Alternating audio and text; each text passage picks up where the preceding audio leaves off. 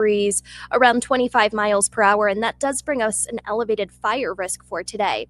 Winds will start to calm down tonight. We're partly cloudy, a little bit cooler, overnight lows right around 54 degrees, and then we'll have more clouds than sun as we take you into your Thursday with highs in the upper 70s. This report is sponsored by the PGA Tour's Truist Championship. The Truist Championship is coming to the Philadelphia Cricket Club's Wissahickon course, May 7th through the 11th. Join us to watch top PGA Tour players and enjoy a variety of fan activities with your friends and family. Tickets on sale now at truistchampionship.com.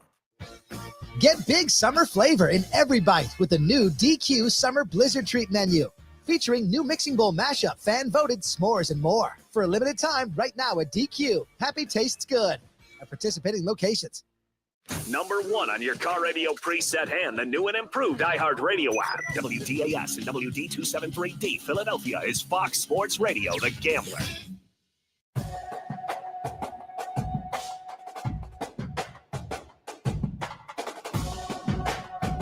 The 2-0 in the dirt, and there's a stop. Here comes Stott. He'll score!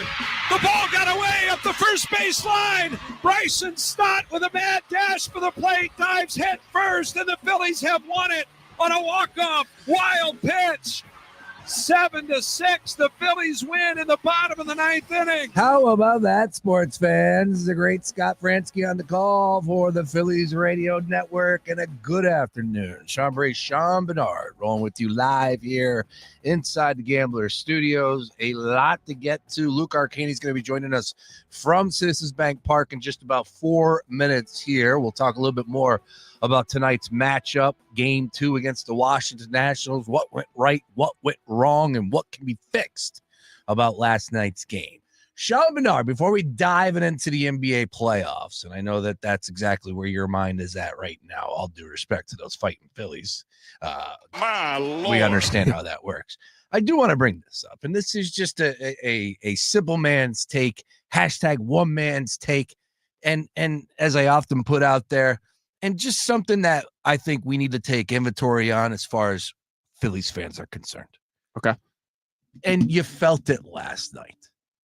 You felt it through the television screen. You know that everybody inside that stadium last night was on pins and needles. Sean, it's not even May yet. We have to relax. Yeah. This is not good for this team long term. And I get it. Boo-hoo, these guys are professionals. We're big, bad Philadelphia. BS. I've been doing this long enough to know that there is something different. There is a different vibe when it comes to this Phillies team and the way that these fans are reacting, both on the timeline and at Citizens Bank Park. And the announcers last night said it as well. You can hear a pin drop. Luke's going to tell us what was taking place from his thoughts as far as last night's game was concerned, too. It is not good. I get it. This bullpen has been struggling. You're going to go through these sort of lulls throughout the course of 162. This is not healthy for you, the Philly fan. This is certainly not healthy for the players on the team. And all you have to do, you can sit there and say what you want. But we used to pat ourselves on the back, hit ourselves in the chest saying that there's nothing better in Major League Baseball than the fans at Citizens Bank Park, than that atmosphere. And while I love it, it's no longer number one. You know what is number one? What's that? Up 95, straight to Queens. The New York Mets have the best atmosphere in baseball right now. And yes, they have the best record, I believe. And yes, they're on top of the division and they're playing great and they got the best of the Phillies last year. Understood. But man, we got to loosen up. We got to have some fun. We got to bring a little bit more energy. How about getting behind the team? You know, this was a fan base that was all, again, we love to smell ourselves when we're on top with the whole Trey Turner nonsense. Right. Philly Captain gets a Netflix show out of it. You got WIP hosts trying to, no, I started it. Well, why not last night? Why not, get behind Kirkring when he's on there, when he's about to, hopefully strike the guy out instead he's hit a 3-run home run into right field. Like, it's just not healthy. It's not even May right now. expectations change everything, Sean Brace. Yeah, but this team has had expectations. You're right. But I guess what in this specific situation, why I think it stands out so much is when you think about this Phillies team over the past couple of years, they have been this team with this like fun-loving, easygoing vibe, having fun, dumping water on each other, celebrating in the locker room, which is sort of unique to Philadelphia. That we have not had that with a lot of teams when you think about it dating back. This has had their own personality, and it doesn't feel like it's there this year.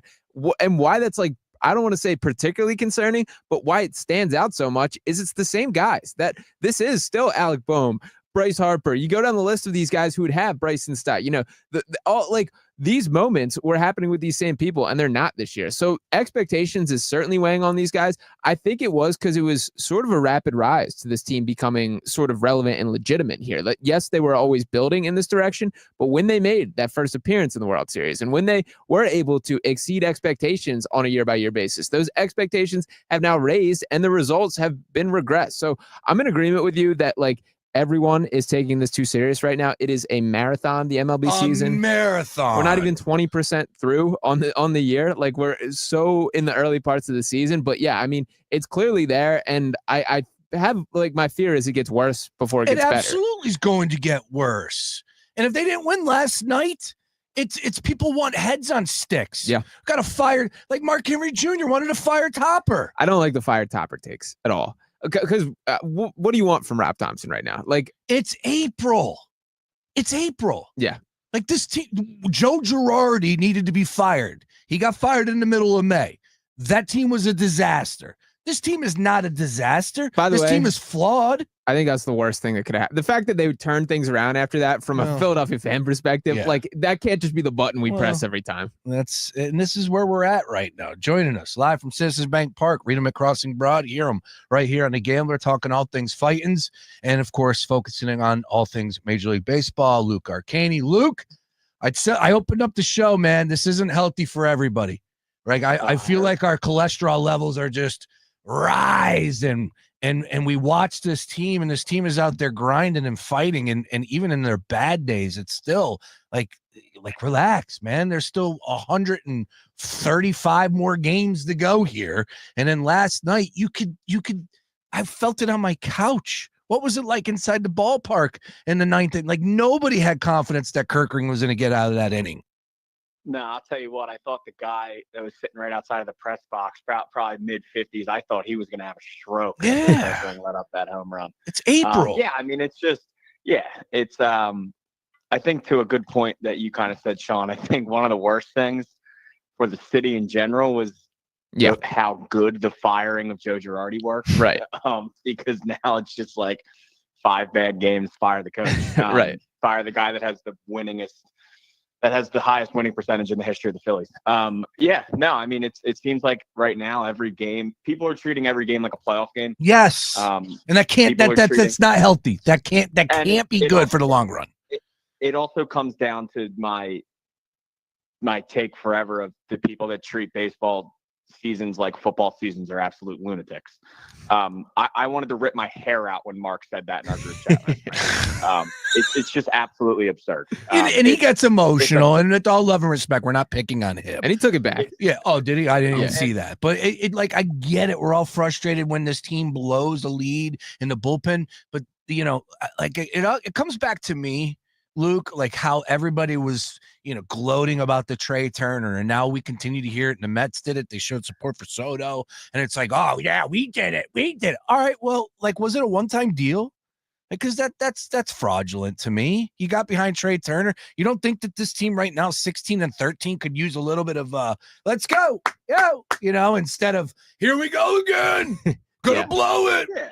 No, I mean, I think it's a mix of both.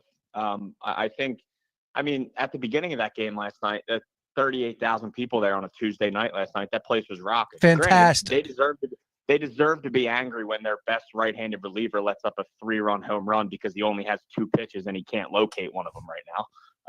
So they had every right to be mad. Decent pitch, though, right? Wasn't it a decent pitch down low inside? He golfed it.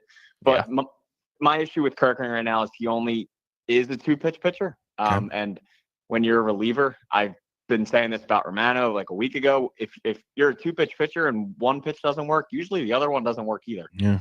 They just kind of go hand in hand. And one, Kirkering needs to stop shaking off JT. Two, he needs to trust his fastball a lot more. When Kirkering first came into the league, he was throwing about 80% sweepers because it's the only pitch he was good at. And then he developed the fastball last year. He started to throw it really well, and then he's kind of getting away from it again. But yeah, everyone needs to take a deep breath. That's kind of where I'm at. Everyone needs to relax. But isn't I it? tweeted out something. I tweeted out something this morning, and people weren't happy about it. Trust me, I got like 80-something replies about it. I said Trey Turner had 4 hits last night, and all I've heard today was about his 2 misplays in the field. And granted, yeah, they were big misplays. Yeah. But they also probably lose that game by 3 runs without Trey Turner last night. So. Yeah. Yeah, and that's another thing. Again, these voices that get elevated in our city these days, I have no idea. But that wacko Broads is on my timeline out of nowhere. Get rid of Trey Turner. Like, this is a guy that, like, his 290 average was a fraud. Like, what is going on right now? Is that what it is? Is that station over there just poisoning everybody in this area? That's just what happens. Because this is what I want to bring up. I want to say, like, it used to be just a timeline thing. Right. It used to be like, oh, if you want to be swayed and negative, it's on the timeline. It feels like now it's in the stands. And last night was a perfect case in point, to the point that T-Mac and Kruk were like, dude, this is a playoff atmosphere. And I'm all about games, giving that vibe. It's fun. In the right way. But that wasn't the right way last night. Right. This is the Washington bleeping Nationals on April 29th. I also think that's what happens when you employ one sport hosts that don't know anything about the other 3 sports. That's true too. But I digress. Yeah, that's fair. Yeah, no, it doesn't. And granted, I mean, last night was absolutely and just a stupid, absurd baseball game. So I get why the crowd was a little more into it. But yeah, it's just people need to relax. It's early. It's so early. It's not even May yet. Granted, I can't say that tomorrow because tomorrow's May. Tomorrow is May. Tomorrow is May 1st. And the Phillies are back at it tonight. I just want to know, like, what exactly would be said today if they did blow that, if they didn't win yesterday. Like the take, crazy takes. Yeah. The takes would be. I think it would be ugly. Just the worst that we've seen in years. Honestly, going back to probably Girardi. It's long way to go. I don't know what to say other than that, and I just really do believe it comes back to everybody wanting to pat themselves on the back. Look at us. We did Trey Turner right. He turned it around because of the Philly fan. And it's just like, okay, well, where is that now? That can't just be a one-time deal if you're going to continue to tell me about it every single time you have an opportunity to. Like, we got to be honest with ourselves here. And I just felt like, you know what? I almost wanted Kirkering or these damn pitchers to come out of the bullpen and be Savannah Bananas with it. Start get the crowd going. Step up to that damn, like, it just break the tension. It's absurd that this is what we're dealing with right now. Once again, for the 100th time on April 29th last night. Yeah, but I also think to the defense of that as well. I think the only reason that it feels like this is because the Phillies are going into a lot of 6th innings with a nice lead. There's a lot of games they're going into the 6th innings with a pretty significant lead. And then all of a sudden, the 8th inning, it's a tie game or they're losing. Like, everyone needs to relax a little bit, but at the same time, the Phillies need to give fans a bit of a reason to sit back in their chair, because there hasn't been many games over the past 3 weeks that you've been able to sit, lounge back in your chair and not worry at all about the final outcome. Yeah, there's April. Yeah, I know. There's a couple different ways I can go with it, without getting too much into this, because again, it's just not healthy, and that's the big point, and that's all I'll say on that. Moving off of it, well said, Luke. Luke Arcani live from Citizen Bank Park. Ugly day outside. You gonna enjoy yourself down there today?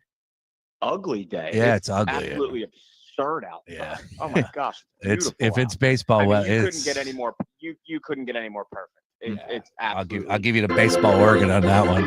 Yeah, it is. It's a gorgeous day down at Citizens Bank Park. I don't think there's a cloud in the sky. So with that, Sanchez on the mound tonight. And was it last time that we saw Sanchez get on the mound that he left with the arm? Yeah. Okay. So is there anything in your mind that we need to not worry about? As we were just talking about that. But this is serious because you're talking about a starting pitching. But any concerns from Thompson or yourself, Luke? As of right now, no. When he spoke yesterday, they seemed completely confident. I don't think they'd be sending him out there if he wasn't 100%. So Rob's going to speak in a little bit. I'd assume they'll have him on, I don't think some crazy low pitch count, but I can't imagine he's going to throw 105 pitches tonight. So I have a feeling you'll see probably maybe like 90-ish out of him tonight. But yeah, I mean, he's back. Obviously that game, and I believe it was the Mets game. I think it was the second or third game. He left after 2 with the forearm thing.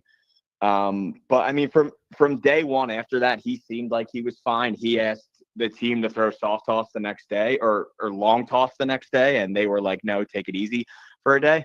So he seems like he's completely fine. I will say on the other side, Jake Irvin, we've always hit him pretty well in the past, but it seems like he might have been finding something the last 3 games. Last 3 games, he's looked really good. So I would say we could be in for a little low scoring one early, maybe. But at the same time, this is what happens when you match the 29th ranked bullpen up against the 30th ranked bullpen. Hey now. So this game can go from a 1-0 game to a 7-6 barn burner within a matter of 10 minutes. You saw that happen last night. Phillies have now won 3 straight. And look, the Washington Nationals, always good to see them come to town because you can normally beat up on them. What we call that, Sean? 3 games in a row. We call that a winning streak. That's right.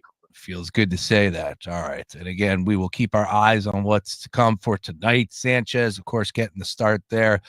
If he's healthy, the expectations for him, if he's not on that, well, look, you're going to find out more when Thompson speaks here. So that's definitely something we need to focus on if we're going to fire on Sanchez's strikeout props. But it is a little low here. It's at 5.5. So I think that's baked into the number that he is going to be on some sort of pitch count and won't go 7, 8, 9 innings tonight. It's only 5.5 here with Sanchez. Your thoughts on that? Yeah. I will say it's not the same, obviously, Nationals team as last year, but the Nationals have struggled against lefties this year. And the last time Sanchez faced the Nationals was August 17th last year. That was a complete game for him at home with just 1 earned run allowed, 2 hits. So he's thrown against the Nationals pretty well last season. I mean, I would maybe start to look at that over. I think it's pretty low. I wouldn't take it until we hear if there is a pitch count. Once again, I don't think Thompson's going to have him throwing 110 pitches. But, I also don't see him pulling him after, that 75 mark. I think it's just going to be make sure he's healthy after every inning. And if they feel something at some point, they'll yank him out of there. But once again, I don't think he'd be out there if he wasn't 100% healthy. So once we hear that there's no pitch count, I would probably I'll look at that over because the Nationals have had a bit of a hard time against lefties this year. I agree with that. Alvarado, we didn't even speak about him and what he was able to do last night. Yeah, that was incredible. So shame on me for not even bringing that up. The only thing more electric than Alvarado was the kid mimicking Alvarado. So cool.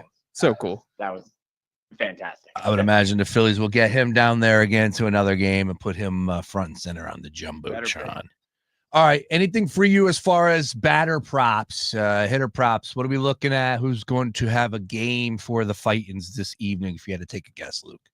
Ooh. As far as the hitters, I'll tell you one guy I'd stay away from right now is Bryce. He just seems to be in a bit of a rut.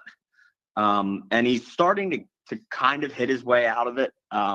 But he's just been struggling. It's not falling for him.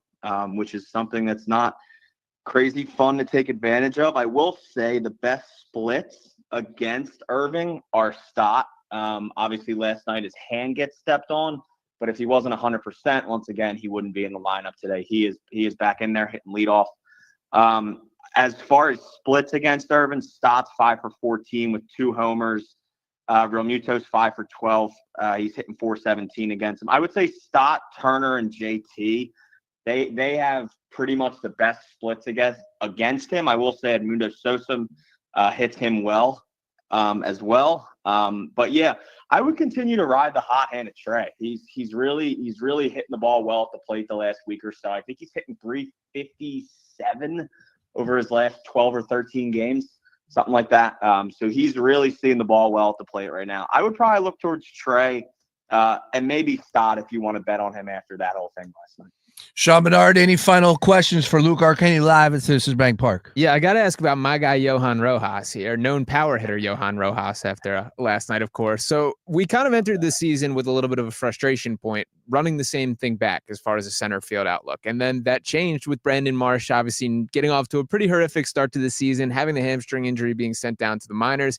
It's been a different Johan Rojas than I think we expected. He has not been this rock-solid glove the way his reputation is, but to his credit, he has performed better at the plate. So where are we at on the level of optimism for Rojas moving forward? Is this just the everyday center fielder moving forward, or do you think the Phillies are still kind of trying to answer that question themselves? I mean, I think for now it has to be. He's played really well, and I will say Rob Thompson has been extremely adamant in the past that Rojas succeeds way more when he's consistently in the lineup. Yeah. He kind of has a bit of a hard time when he's, playing only once every 3 days, which, stinks because he's usually a bench bat. So you need him to be better in those situations. But he's really just seeing the ball well. He's a lot shorter than he was to the ball last year, but he's still showing some power. Rob joked last night after the game that he kind of didn't want to tell Rojas that he has power because then he'd start swinging for the fences all the time. But, I mean, you can see what he can do in the power department here and there. I mean, the guy, he might not be the tallest, but if you've ever seen that dude in person, he's ripped, man. Like, he's a big dude. So if he can get a hold of one and sort of lift it a little bit, that ball has a shot to go out. I mean, it's basically like at the point where you kind of have to take what you can get from Rojas. Okay. You don't need, him hitting 350 and obviously you want those mistakes to stop in the outfield, those sort of ones that he made last night. That's not really like him to me. That first one, I would say maybe the other one, but him just completely mistracking that fly ball. That's not like him. I've always felt that his strength on the defensive side of the ball is tracking fly balls. I think he struggles with the throw. That's kind of where he's always been a bit iffy. He doesn't have the best arm, but he's always been very good at tracking those balls. So I'm not too worried about him in the outfield. But at this point, I just think you have to ride the hot hand. If Marsh comes back, I think it's, it should still be Rojas's job for the time being, in my opinion. And that's not saying Marsh is going to play once a week, but I think your default center fielder, I would say, for the next few weeks should be Rojas. I mean, I think he's proved it. I think he's earned it. Great stuff from Luke Arcani. You can read him at crossingbroad.com. Find him at Arcani Luke on socials. Joins us all throughout the course of the week, giving us all the updates we need when it comes to the Phillies and the world of Major League Baseball. I'm just waiting. I know we got buy one, get one free with the dogs, the hot dogs, right? I think they should have CT scan night down at Citizens Bank Park, right? Where everybody gets a free CT scan. Or what's the thing that you go to this thing? Like the blood pressure joint, the CVS, you go in and you stick your arm and we need those. How about a free shot of tequila? Free shot of tequila would be good. How about seventh inning stretch sponsored by Xanax? Wow. That would be good too. That's definitely something that the Phillies fans need right now. Good grief. That'd be a lawsuit and a half. I mean, look, driving might be a little something that we got to deal with, but Uber rates. Considering they do promote the please don't drink and drive about every other inning. That probably wouldn't be the best. Look, I love our Phillies. I love our Phillies fans. I mean this. I'm just worried about our health, and hopefully, because this just feels like, all right, if it's not one thing, it'll be another thing for people out there. This team is good. They're going to go through stretches. The bullpen will eventually figure itself out. If not, then they're going to go out there and make moves come trade deadline. And they will.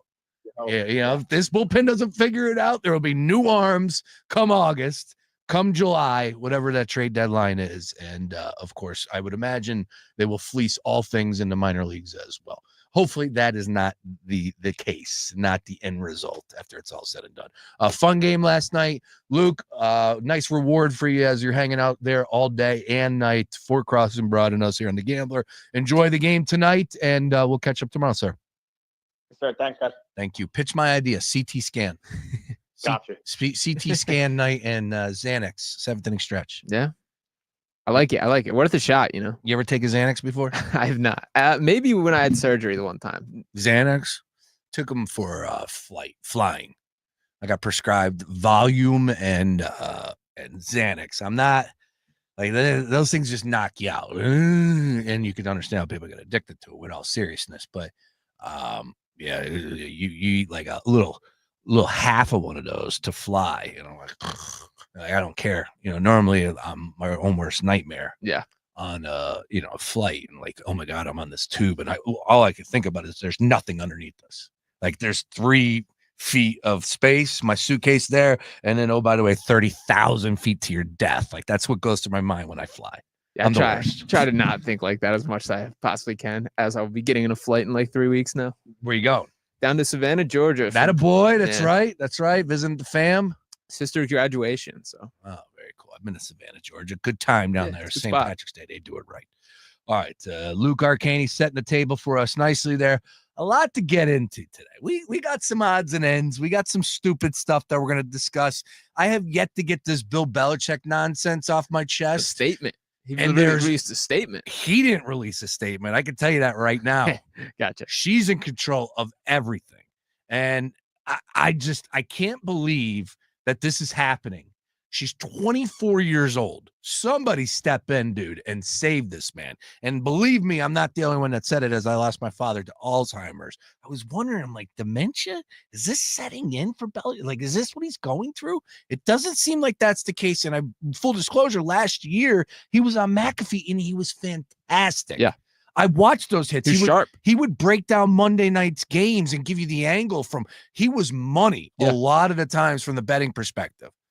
So I don't think it's that. It's just, dude, what are you doing right now? And it can't be good from the university perspective to be on CBS and be like, no, we're not answering that. Like, man, I don't know. Very odd. But there is a statement released by UNC Athletics, and I'm sure they're going to. Yeah, it really is. It's just out there. Maybe. I don't know. Everybody's guessing right now. People are wondering how they met. People are throwing around certain titles of movies. Pretty Woman is one of those that are being brought up. Who knows? So look, if you had nothing to hide, just come out and say it. It's weird. He's 70 plus years old. She's 24. God bless him. Whatever. If they're happy, they're happy. But they're not riding off into the sunset. They're in our face, in our grill, running a Division I football program. And I know UNC football isn't UNC basketball, but it's still top notch. That's UNC Athletics. Oh, yeah. And Belichick's a big damn story. And I was excited to see what he was. They open up with somebody. It's a big game. It's on Monday night. It's on national TV. Like, I was excited about UNC football. And I can't tell you that I've ever said that other than maybe Julius Peppers and Ronald Curry at quarterback. Other than that, we'll see. Again, the statement released is even crazier. And also from the world of, is this really what's going on? The Atlanta Falcons got fined for the prank call with Shedeur Sanders. We're going to hit on all that, but I promise you this. Back into the meat and potatoes. We got NBA playoff basketball. Ratings are up, Sean Barnard. That's right. And it's not because of Tyrese Halliburton's dad. It's actually because of the games. And, oh, by the way, the refs are swallowing the whistle most of the time. True. Why don't we do that during the regular season? It's a great question. I would love to hear an answer from that. And I do think, like, to be a little bit fair to the NBA, like, they're trying to move in that direction. You can't do regular season? More so than last year. I really? Would say yes. It's still not like it's still not a polished product. They still need to continue down that pathway there. But I think that message is starting to be received by the NBA. Yeah, because I know, like, the first 2 games of the playoff series, and I was saying, like, wow, these games are awesome. Now, of course, we got good competition, no doubt about that. Big name players, of course, but there's just the flow of the game is so much more smooth. And I get it. There are times that you're watching your team or a team you have money on, you're like, that's a foul. But if we say this, stick to our guns again, we got to be consistent. If the one thing we say is, well, if they're not going to call a foul there, don't call a foul there, I'm good, then let's stick with that. Inconsistent refereeing is worse than bad refereeing. I agree. And that's kind of where it gets difficult with this. Like, as long as there is that concrete, this is how we're calling it, everyone should be happy with that. Now, I think it's fair to point that hasn't always been the case. Like, there's certainly been examples of you can nitpick fouls here and there. At the end of the day, referees are human beings. That it's not going to be perfect there. But I overall agree with your point here that, like, it should be in everyone's best interest to see as much just playing basketball. It's not a free throw contest, and we shouldn't aspire for it to be that. Understood. Yeah. And they do have a difficult job because you're talking about some of the biggest egos. Oh, yeah. Heated. In your face. And like snapping of fingers, Jimmy Butler could have choked out Dylan Brooks. And then what are you doing? Snapping of fingers, Giannis can grab you like he grabbed Benedict Mathurin by the back of the head. That's who it was. Yeah, my guy. guy. Did you see that image? I did. Giannis, big dude, man. Big, tough, scary dude. How about Durant? We were talking about him. Duran, excuse me. From Jalen Duran? Yeah, from Memphis. Another big dude. He's a monster. Yeah. Like, dude, I wouldn't want to mess Shout with out him. Roman Catholic. Yeah. Pretty cool. Sam Ostry saying he played against him. Yeah, it's pretty cool. I got to know what he did. What, Sam? Sam. Yeah, I don't know. I'm wondering if I may have seen Sam play basketball at one point. I've seen Lower Merion games. I'd never like put it together. When he said that last night was the first time that really crossed my mind. I was like, I might have like seen him play. Interesting. All right. Well, Sam's coming up at 5:00. Swinging and Dinging at 6:00. We got Ben in the Edge with McClay and Beef coming up at 7:00. Jam-packed day here of programming on The Gambler. Oh, by the way, we are also giving away tickets to the Truist Championship taking place next week.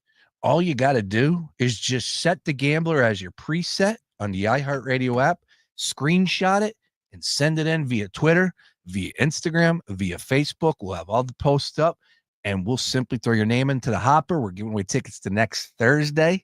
Next Thursday, if you want a free pair of tickets, we're talking about Michelob Ultra. We're talking about they're doing it big up there at the Philadelphia Cricket Club. We're giving away a pair of tickets to a Swing and a Ding. Actually, we got a couple pairs of tickets we're giving away.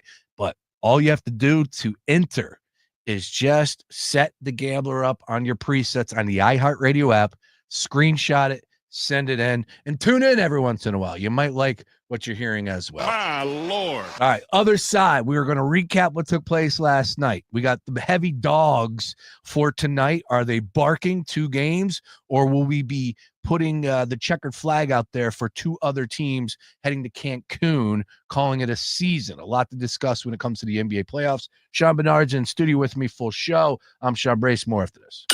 Fox Sports Radio, The Gambler. Now, total traffic for Philadelphia. We're down up on 95 northbound Girard up the bridge, southbound Stop and Go Cottman to Bridge, westbound Schuylkill Jan University to Girard and approaching City to Belmont, eastbound heavy Montgomery Drive to south, Pine Expressway tied up both ways, Schuylkill to Broad. All right, to tell a total traffic. This report is sponsored by Rapid Radios. Rapid Radios are instant push-to-talk walkie-talkies offering national LTE coverage and no subscription ever. Business owners can now keep in touch with up to 200 staff members at one time. Go to rapidradios.com now for up to 60% off and free shipping. Run a business and not thinking about radio? Think again. Because more people are listening to the radio and iHeart today than they were 20 years ago. And only iHeart Broadcast Radio connects with more Americans than TV, digital, social, any other media. Even twice as many teens than TikTok. And that reach means everything. Just think about the universal marketing formula. The number of consumers who hear your message times the response rate equals the results. Now let's get those results growing for your business. Radio's here now more than ever, and iHeart's leading the way. Think radio can help your business? Think iHeart. Streaming, podcasting, and radio, where the reach is real. Let us show you at iHeartAdvertising.com. That's iHeartAdvertising.com. Or call 844-844-iHeart. One more time, just call 844-844-IHEART and get radio working for you. Patrick was way behind on his IRS taxes. I was in way over my head. The total amount ended up being somewhere just over $30,000. $30,000. Then the IRS came to collect. Started getting letter after letter. A lien had been filed against me. They were going to basically hang me completely out to dry. He had to do something. That's when I reached out to Optima Tax Relief. Patrick's life quickly got a lot easier. It was very easy, pretty much hands off. They picked up the ball and ran with it. And how'd it go? I couldn't believe it. I had to ask 2 or 3 times. I saved an incredible amount of money. How does Patrick feel about Optima? Couldn't be happier. They definitely helped me. Optima Tax Relief, the best place to call. They're the best in the business. Do what Patrick did and call Optima Tax Relief for a free consultation. Call 800-354-2840. 800-354-2840. 800-354-2840. Optima Tax Relief. Testimonial from an actual client. Some restrictions apply. For complete details, please visit OptimaTaxRelief.com. How about a look behind the curtain at Philadelphia 76ers basketball with the 76ers? I'm Matt Murphy. At the American Lung Association, we're fighting for a day when we can all breathe easier. We're fighting for clear skies over every city and healthy lungs throughout the country. We're fighting to free millions of Americans from the addictive grip of tobacco and the devastating effects of lung disease. The American Lung Association isn't just fighting for air, we're fighting for all the things that make it worth breathing, and we can use your help. See what you can do at fightingforair.org. Cool. Oh, hi. Welcome to IKEA. How can I help? Isn't this the parking lot of my daughter's ballet class? It sure is, but I see you're on IKEA.com ordering some spring items. Yeah, I'm hosting a barbecue this week. I completely forgot I need everything. With delivery or pickup options, we've got what you need to conveniently order IKEA literally anywhere. Convenient. Wait, where are you going? The next car over just placed an IKEA order too. Busy morning. You're amazing. Get IKEA whenever, wherever, however you want. Order from IKEA online and get affordable delivery or choose from thousands of pickup locations. Hey, man, you all right? Need me to call 911? No. Call Top Dog Law. Get top dollar for your accident at topdoglaw.com. Once again, that's topdoglaw.com.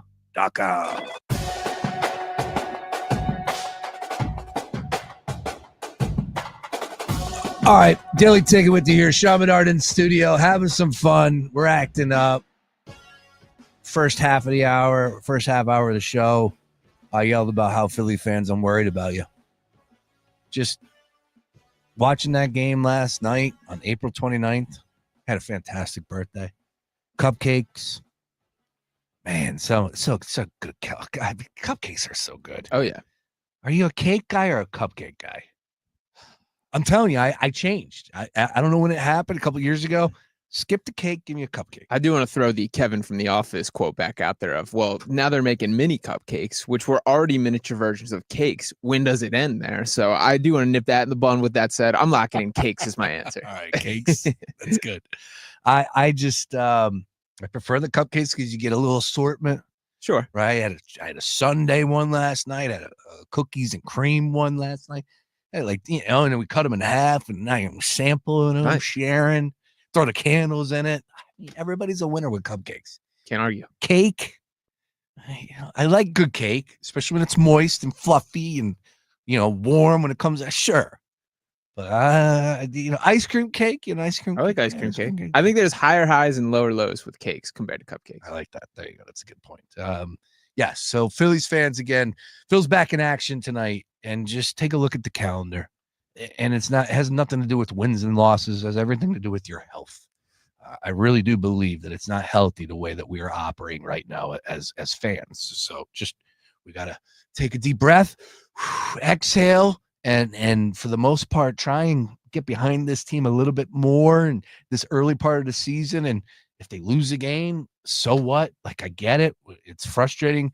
If you have money on the game, it's a different story. I'm not talking to you, essentially, if you have money on the game. That's a different world. But the majority of people, 38,000 plus at Citizens Bank Park last night, I don't think that, everybody had money on the Phillies. Maybe they did, maybe they didn't.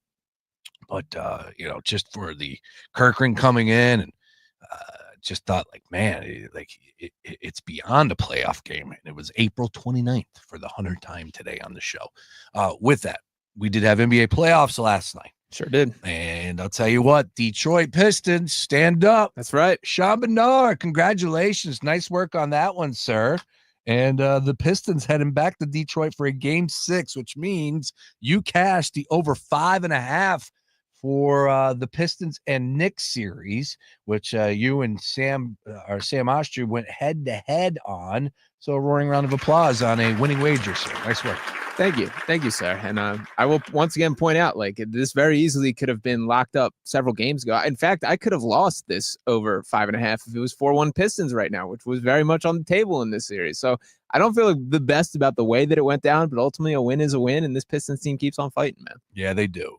Are they sending it back to MSG for a Game 7? Absolutely. Wow, absolutely, he says. Yeah. The fact they haven't won a home game yet in the series, I think, like, is destined for them to win this one. They're not going to roll over. They're going to continue competing. And I don't think there's been enough acknowledgement about Jalen Brunson's ankle, man. I think that's a real storyline. This is now 2 games that he's been at worst limited by it. I mean, in both games, he's had to leave the game with that issue. That isn't something that just bounces back with a day off. That lingers. No, and that's why they're cooked in that next round, too. Yeah. I mean, I don't want that as an excuse. They at full strength, they're not beating that Celtics No, they team. didn't all season long. Correct. But still, 0-10 against top 3 teams. Yeah. You would just hope that maybe they could put something together and be some sort of competitive, but I'm not even seeing that. I think there's a decent chance they get swept. Boston is Boston. Yes. Right. Like, it's no surprise. Even though Orlando won a game. Yeah, shout out to them. Yeah. Orlando, I give credit. I know they lost 3-1. They impressed me in the series. Like, and there will be a lot of off-season conversations. They certainly have pieces to move there. But Orlando, like, I feel better about them leaving this playoffs than I did entering it. Yeah, you have to be, you have to start with Boncaro and what he's been able to do. And I think he averaged 29 in that series. I believe. It's pretty darn good. Orlando needs to find, I think we discussed it yesterday, right? If I'm not mistaken, we talked about what they need to get and to improve for next year. And I don't know if that's going to be something that they can get, but I thought you said Fred VanVleet type esque, right? Yeah, guard play and shooting is what they really need to look at there. And to be honest, like, I get there's a lot. He's got a lot of cult followers, this guy, but I'm pretty skeptical to Franz Wagner outlook from here. I think he's a pretty flawed basketball player, and I don't have much optimism that the shooting improves. In fact, it's gotten worse throughout the duration of his career. He was getting Ben Simmons treatment in this series, and he's a below 30% 3-point shooter. That just doesn't work in today's NBA if you're going to be a high volume ball handler. So I think it would be wise to break them up. I would be pretty surprised if Orlando does that this quickly because they seem pretty committed to him and have paid the man. But if I was calling the shots there, I would give that some real thought. All right. From last night, again, Detroit sends it to Detroit for another game in that series, 106-103. They covered, of course, they were catching 5, so they won outright on that one. Bucks and Pacers played a really good game. Yeah. Pacers were 8-point favorites, went to overtime. ESPN, as ESPN often does, had a stat. It was like 0 and 1,600, something along those like 1,639 times that this has happened, that a team was trailing by, what were they trailing, 11 or 7? 7 with 37 seconds left. So under 40 seconds, trailing by 7 in the final minute or overtime, fourth quarter or overtime, and to come back and win. It's never happened before until last night. Think about that. Crazy. Shout out Doc Rivers, man. Add it to the legacy. I get this isn't like Doc's fault. Like, when you watch that, it was a complete meltdown on the court from Gary Trent, most specifically. Gary Trent. But I have a hard time blaming him too much because he absolutely saved that team. He balled, and I think he's had hit 37 the game before. Yeah, but turnovers. I think he only had the 2 turnovers, and they happened last night in the second half. Jeez. But I mean, that last one of it just going right through his hands. Like, come on, man. Come on. That's tough. That's an all-timer. It really was. But Halliburton, he had something to say afterwards. Of course, the old man getting on the court is catching a lot of attention. But ultimately, the Pacers have been slept on, and now they move on. And we do have numbers up. I'm curious where you stand on this one for that next round matchup against the Cleveland Cavaliers. The Pacers plus 350 on DraftKings Sportsbook to win the series. Worth the little sprinkle in your mind. Yeah, I give the Pacers a chance. And by the way, I'm sure me and Sam Ostry will be going head-to-head arguing over this. That is correct. And for everyone listening out there, I want you to pay attention in this 5 o'clock hour of Sam Ostry talking for how I'm a skeptic and alleged hater of the Knicks. He absolutely is of this Pacers team, and Tyrese Halliburton there. So I think there might be a little role reversal, but this Pacers team is good, man. And what impressed me the most about the series, what really stood out, you can have your fair doubts about Halliburton as a 1A guy. I get that for sure. But they have a lot of dudes, the Andrew Nemharts, the Aaron Naismiths. You go down the list of kind of these guys that made their impact. Ben Mathurin has had his standout moments, and I'm a huge believer in him in the long haul. They have like a core around a lot of young talent that matters. Now the Cavs do as well. There is depth, but I do think if you go piece by piece down this list, I'm not going to fight that Tyrese Halliburton is better than Donovan Mitchell. I don't think he is. But when you go down their entire roster, you make a pretty convincing case that this Pacers roster is more talented. Actually, money coming in on the Pacers at plus 350. It's now down to plus 300. Wow. Cavs minus 390. Cavs are incredible, though. They're not like, there's nothing fake. There's nothing fraudulent from the Cavaliers season, right? Like, they're as good as advertised. Yeah, I don't throw them. I've seen Mark Henry Jr., a guy who's thrown them this. I don't throw them in that like Atlanta Hawks category of a very good regular season team that doesn't have a chance. I do think they have a chance. They're a good basketball team for sure. Yeah, I think the Cavs are, just with what they showed us throughout the course of this regular season, getting the overall one, having some spots where they would just battle back. They do have some playmakers. Mitchell's incredible. They can shoot it from outside, have size. I just think it's going to be a really tough spot for the Pacers to win that series. But at plus 350 in that 3-1 mark, I wouldn't have an issue wagering on it. Sure as hell can't say take minus 390 on the Cavs. I would never do that. How many games is that series going in your mind? I think 6 or 7, to be perfectly honest. And I think this is going to be a battle. And like Cleveland needs to be tested a little bit. Like we got to see this is going to be an actual test. I think we should look at it as that. And the Pacers won't get the respect for the same reasons people will throw up, that they've beat hurt teams, that, they haven't faced a team with their fastball or their number one option without at full strength there. But you got to beat who's in front of you. And I have sympathy for them for that. And they've done exactly that. That they would be going back to the Eastern Conference Finals for the second consecutive year if they find a way to win that series. It's not like this is a one season fluke. So I don't know. It's going to be a fun series. I do think these playoffs have been straight up awesome to this point. Oh, yeah. Very excited what this is building to. It does feel like everyone has sort of penciled in Celtics versus Cavs as the Eastern Conference Finals, which I get. But I wouldn't rule out this Pacers team just yet. All right. Well, definitely game one is something that we need to pay attention to, and we'll see how that one series plays out. But game one on Sunday, 7.5 point spread. Cavs are favored. Game, of course, in Cleveland. 229 is your total in that one. Expecting a lot of points in that game. The Pacers were able to take down the Cavaliers 3 out of 4 times this regular season, including 2 late in April. But take a look at some of the starting lineups from the Cavaliers perspective. And oh, by the way, the time of the year, April 10th and April 13th. You're not exactly getting the best effort, as we all well know at this point in time. All right, staying with last night again, the game of the night and maybe the best series so far. Denver and LA Clippers. Denver with that championship mentality. Russell Westbrook coming out of nowhere and having himself a hell of a night. Murray goes for 40 plus. I think Joker only had 2 points in the second half. Yeah. He didn't need to. It was the Jamal Murray show last night. It really was. And by the way, like I thought the Clippers defended Jamal Murray pretty well. Like this was not anything that Los Angeles was doing. He was hitting tough shot after tough shot. I thought Chris Dunn was basically in his shirt for stretches of that game, and it did not matter that Jamal Murray was making that at all costs, and he has those stretches. He's such a bizarre player because people are always going to throw like he's never been an all-star, and Jokic gets that tossed on his resume all the time. But there's these games that you get from Jamal Murray where you can go pound for pound. He can take on anyone. And last night was definitely one of them. Yeah. He, we talk about bubble Jamal Murray. Yeah. It's like, but still, like, even after the bubble, like he had his games and with playoff matchups, like it just goes off. And then he had a little bit of a tough stretch, and people were second guessing whether or not he is the guy that he once was. But obviously he showed us that he's still capable of performing like that. So big time win by the Denver Nuggets. Now that series shifts to the Clippers, and the expectation is that one's going to go 7. Where are you at in that one, Sean? I don't know. To be honest, I've my concerns with this Clippers team. What I felt last night watching them, I had a very familiar feeling. It felt like watching James Harden in a Sixers uniform in Game 6.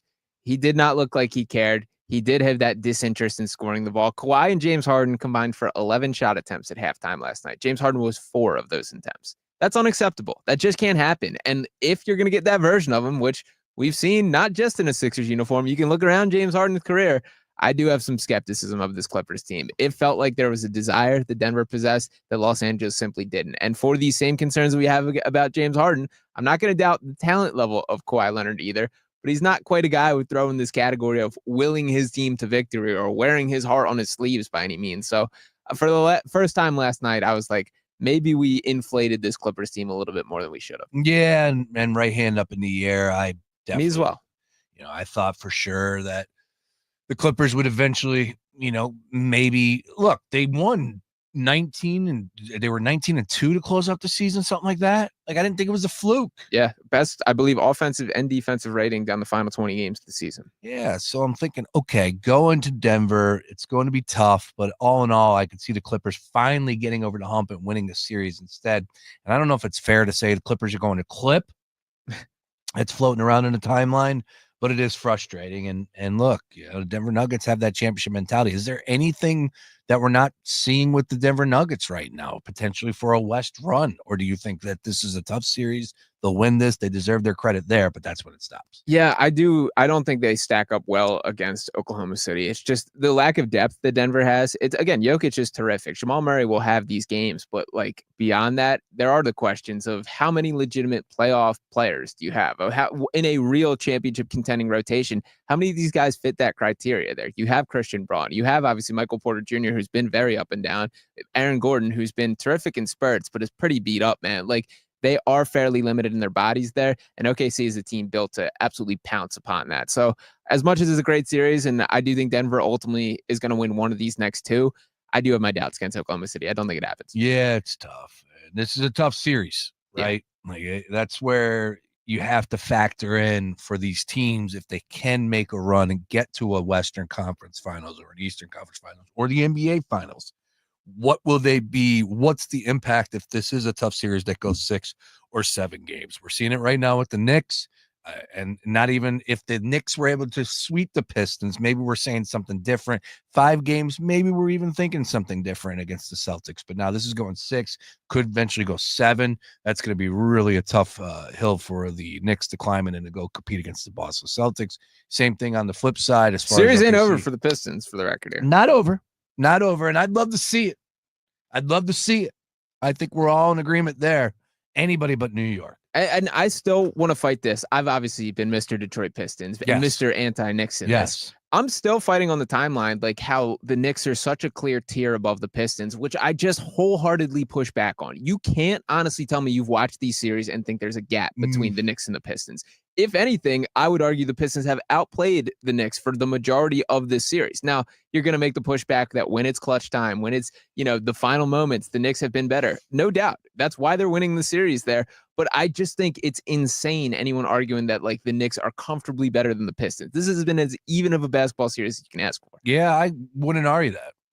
Like the Pistons have played much better than what I thought would be the case. I didn't think that they were going to roll over for the Knicks, but I thought the Knicks would flex, have their runs.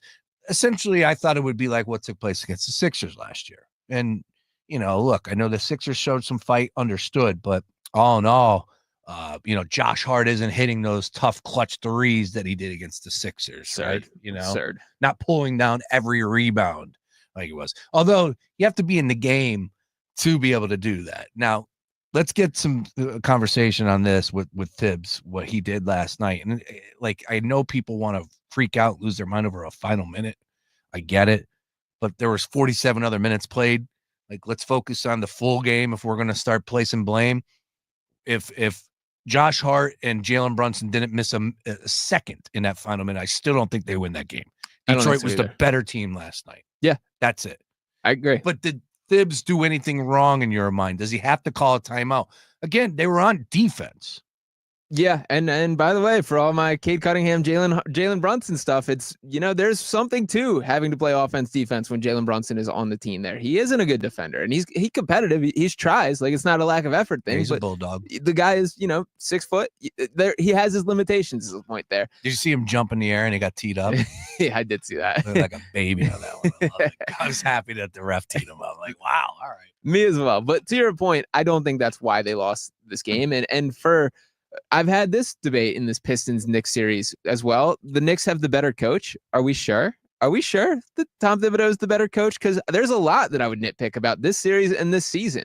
Not just not getting your guys back in the game. And by the way, if you don't want to burn a timeout, have Campaign take a foul, man. Like, I'm pretty sure they weren't even the bonus. And if you were, throw Jalen Duren at the line, who's not a great free throw shooter. Like, if it's that important to get guys in the game, you express that to your team and make that happen. Campaign can take a foul. There's no reason why he can't. So I don't want to hear the wanted to save the timeout excuse, which I believe Thibodeau leaned on as well. And the other stuff, like when questioning him as a coach, this has been the most talented roster, certainly since he's been on the Knicks. Why are you playing Jalen Brunson at such a high usage rate? Why have you had Karl-Anthony Towns shoot the fewest amount of threes that he has in 5-6 seasons at this point? Why are there no sets ran from Mikal Bridges, who you traded 5 first-round picks for? These are questions that a coach should have to answer here. So I like Tom Thibodeau. I don't mean to make this a whole anti-thing in general, but I do think he's been incredibly underwhelming on the season and in this series specifically. Well, that's fair, but if they do win last night, then the series is over. But they didn't.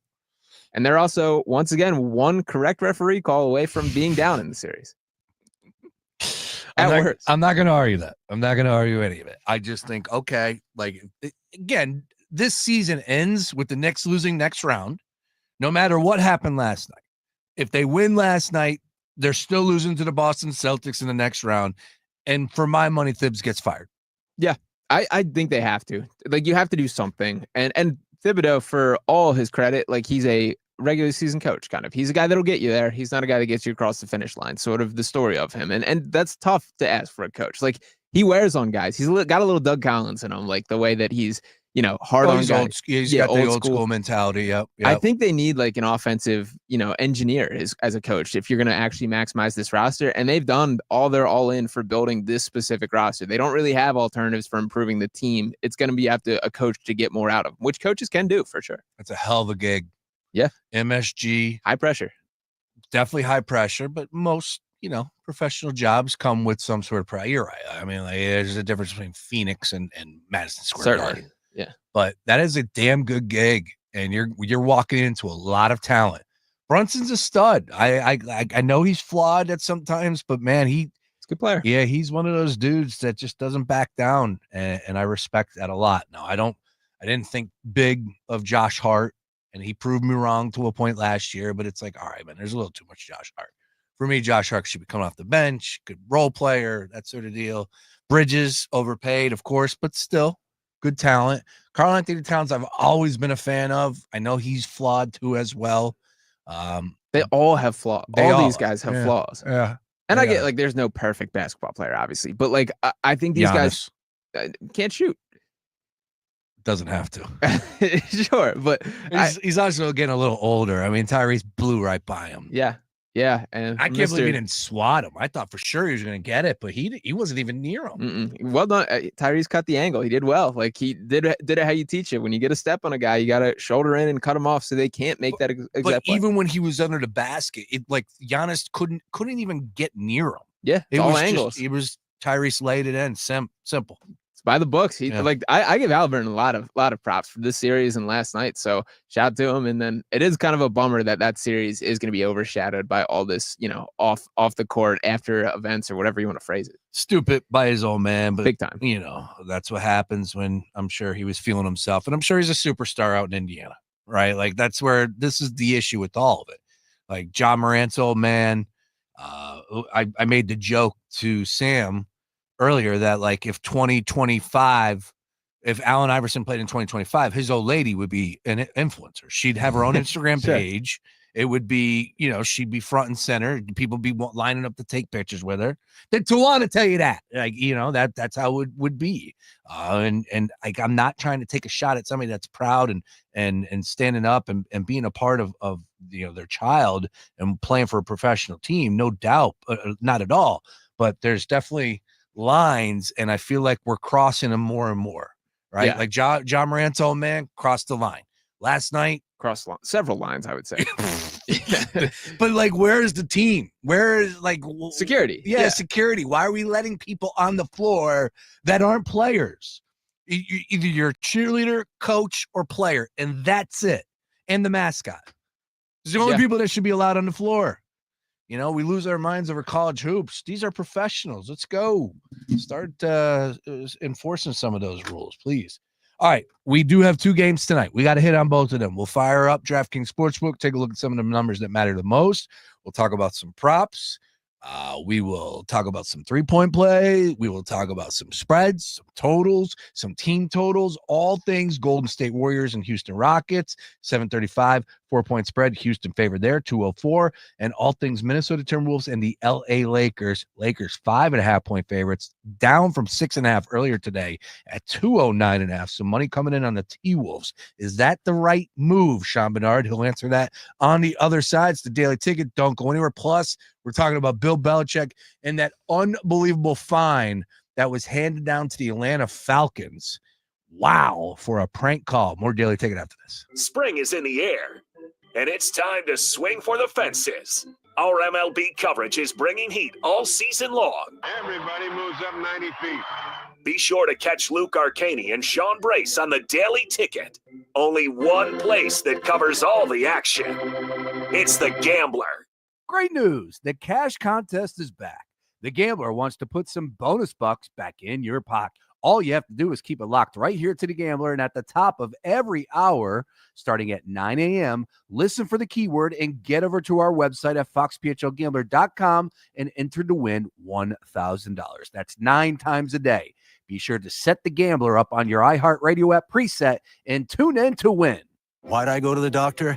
One day at the firehouse, I was so lightheaded I could barely stand. Even my crew noticed. Getting checked out was the right call. Turns out I have atrial fibrillation, which increases the risk of stroke about 5 times. Symptoms like irregular heartbeat, heart racing, chest pain, shortness of breath, fatigue, or lightheadedness can come and go. But if it's AFib, the risk of stroke remains. If you have symptoms, contact a doctor. I'm so glad I did.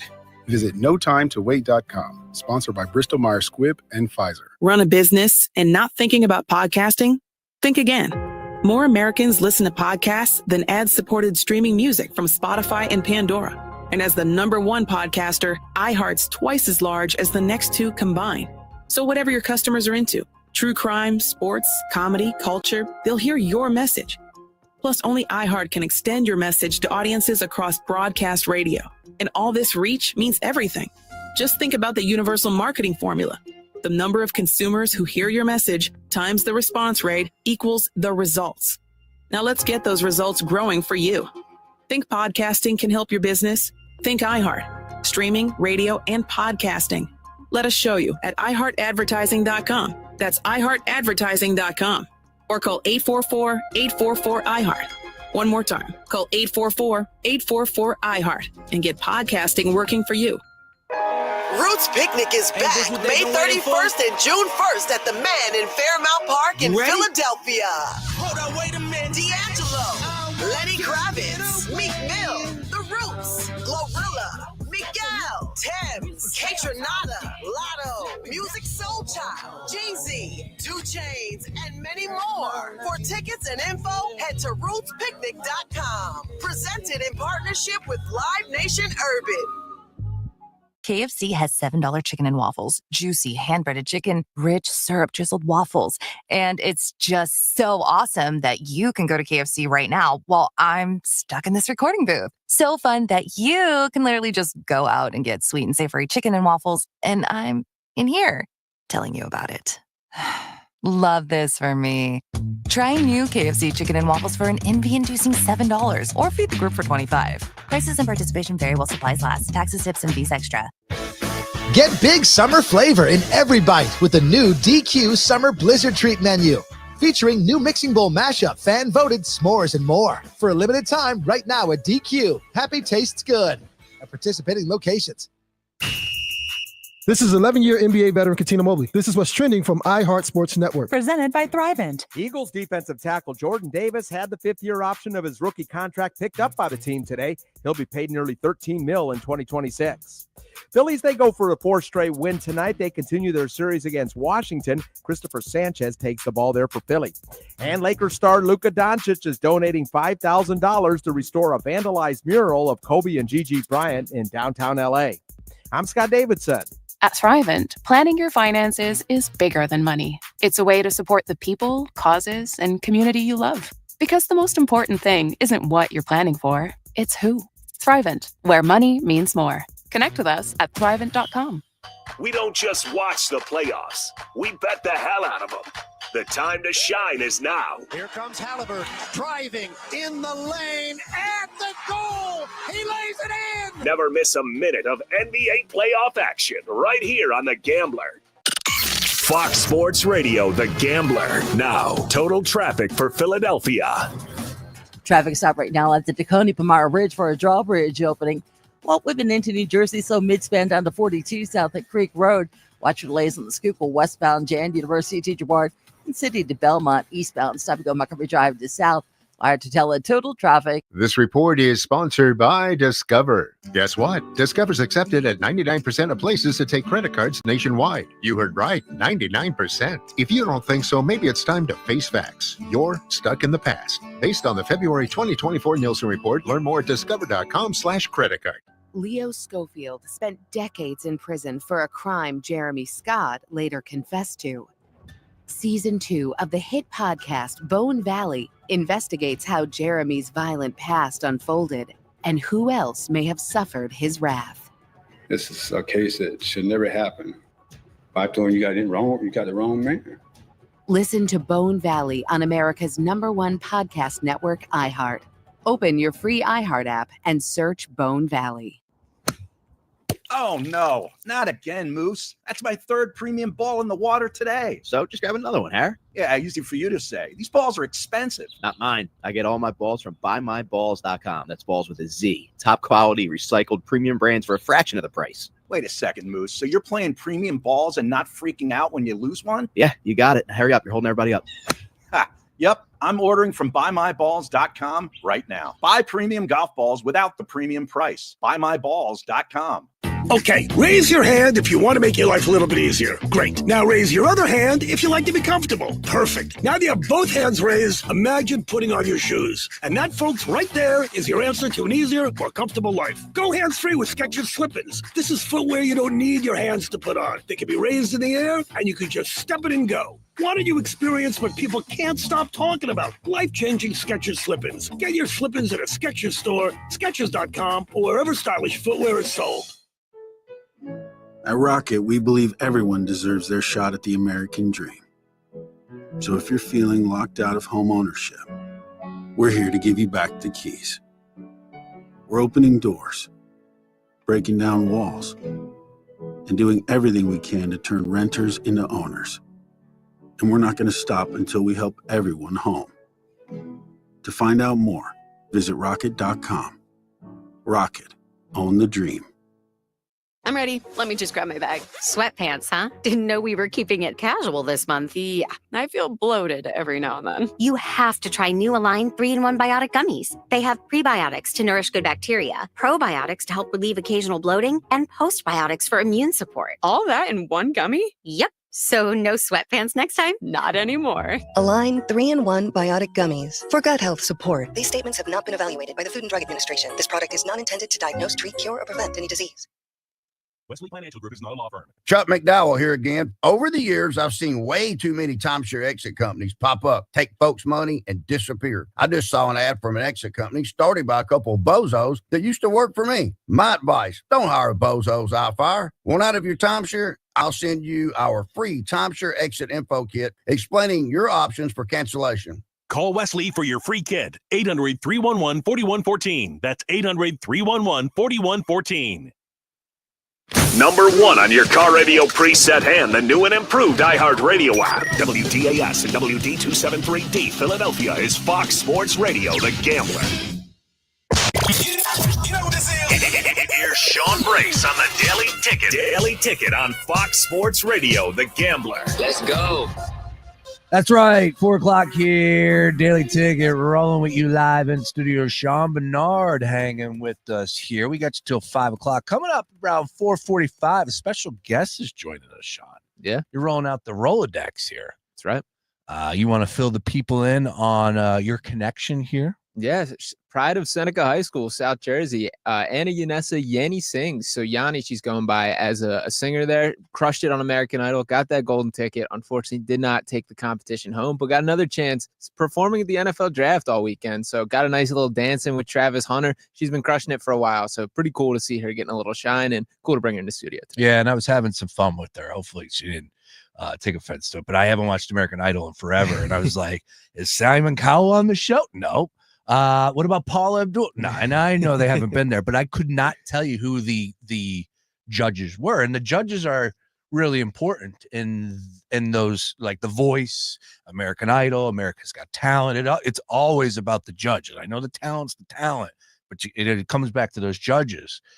So Carrie Underwood is a judge, and she actually sang a song to her, the Carrie Underwood song to her that got her the ticket to go to Hollywood. Pretty cool stuff there, which was I've been waiting all day for Sunday night. That's right. Yeah, went pretty viral all over the place too of her singing that. So pretty cool to see that making its social media waves, and she did a good job on it. So I also have not been active in watching American Idol in a long time, but did tune in for this season to check her out. Season 23. Yeah. Look, if I had a high school classmate on American Idol, I'd be supporting as well too. So that's pretty cool. A lot of write-ups about her, and she is Yanni the Band. Is that the name of the band? Yes. They do tour the Jersey Shore, so of course summertime you're gonna see her all over the bars. Pretty cool stuff. Very, very like fun, bubbly personality. Yeah. Nothing but a bright future for her. That's for damn sure. And her band looked pretty good too as well. So nice work by the NFL getting her involved as far as the draft is concerned. How much of the draft did you watch? It was a second TV event for me, so I kind of had it on the whole time, but wasn't very locked in. I mean, it's NBA playoffs. So Draft didn't hit me this year. Really? Yeah, I don't know. Yeah. It drags, man. Like it's so long, and like there's so much just talking. And this year it was just Shedeur Sanders watch was the entire draft. So this year felt a little different to me, and I was curious because of the Shedeur kind of angle here. But yeah, it's too slow paced for me to be as all in it as I used to be. Yeah, and look, I normally am all draft up, and I've said this, I'm on record from the beginning. The Eagles won the Super Bowl, and that changed everything. My approach for this upcoming draft, this year's draft, and I was intrigued by the top 10 picks, top 20 picks. After that, I'm like, man, I watched a ton of college football, and I didn't even know half those people. I was just like, I don't know. I wasn't really paying attention, wasn't locked in to the NFL draft. And I go to our guys that are gurus when it comes to, Mark Henry Jr., Nick McClay, Ryan Beef Coy. Like, if I got a question, they're going to answer it. And other than that, like, I'll watch. It was good. But you're right. The NBA playoffs was front and center. And then I had the draft going off to the side. And of course, we had our watch party, which was great. But Shedeur Sanders' watch was interesting. Now, I want to bring that up, not because of Shedeur Sanders himself and fall into a fifth-round selection, but there was a prank phone call that you might have heard about.